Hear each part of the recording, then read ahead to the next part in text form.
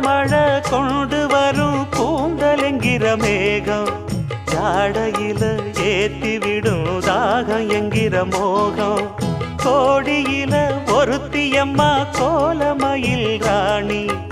ஆடி வரும் பூங்கலசம் அழகிருக்கும் மேனி தேர் நடந்து தெருவில் வரும் ஊர்வலமா ஊருலகில் அவளை போல பேர் வருமா நல்ல பளிங்கு போல சிரிக்கும் மனச பறிக்கும் பவள விரிப்பு